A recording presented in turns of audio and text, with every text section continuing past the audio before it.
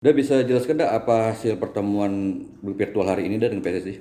Ya, jadi kita baru selesai rapat dengan klub Liga 2. Ada juga yang acaranya antara lain arahan dari Ketua Umum PSSI, rapat dipimpin oleh Sekjen PSSI. Jadi intinya pertama Liga 2 akan segera digulirkan 2 minggu setelah Liga 1 digulirkan pada bulan Oktober. Liga 2 nanti dilaksanakan dengan sistem memakai home turnamen.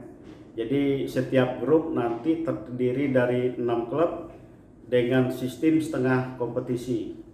Juara dan runner up akan maju ke babak berikutnya ke babak 8 besar. 8 besar nanti menjadi 4 besar dan grand final.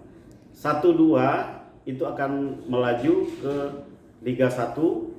Dan untuk kompetisi kali ini tidak ada degradasi. Jadi tadi sudah disampaikan bahwa kompetisi ini akan berakhir sampai dengan bulan Desember. Gitu. Oke, mungkin ada usulan tadi dah pada saat virtual apa dah kira-kira dari PJFC? Ya, jadi intinya dari Sriwijaya FC ingin semua yang akan dilaksanakan itu ada payung hukumnya, terutama masalah durasi, masalah kontrak, gaji, semuanya ada regulasi dari PSSI yang sehingganya tidak akan terjadi perdebatan antara klub dengan pemain maupun dengan pelatih. Yang kedua, adanya protokol kesehatan. Nah, ini kita nanti akan ada lagi workshop mengenai masalah protokol kesehatan nanti pada saat pelaksanaan kompetisi.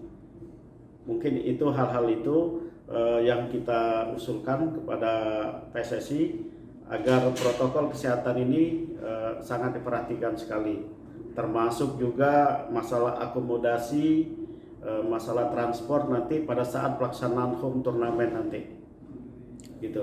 Mungkin masalah durasi kontrak juga mungkin agak diperbarui atau gimana tuh nanti dah? Iya, jadi untuk klub Sriwijaya FC sendiri nanti untuk durasi kontrak akan menyesuaikan dengan edaran dari surat keputusan dari PSSI nanti.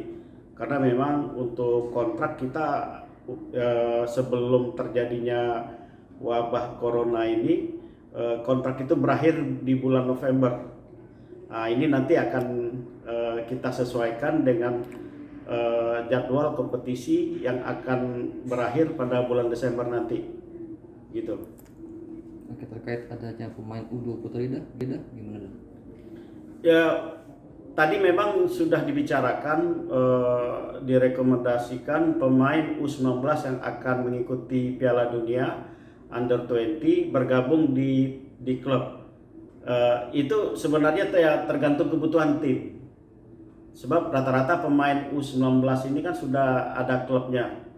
Nah, itu tergantung kebutuhan tim yang bersangkutan mainnya di mana gitu. Karena ini sebenarnya kompetisi dilanjutkan ini adalah untuk kepentingan tim nasional dan kepentingan kita menghadapi Piala Dunia Under 20 nanti tahun 2021 nanti gitu.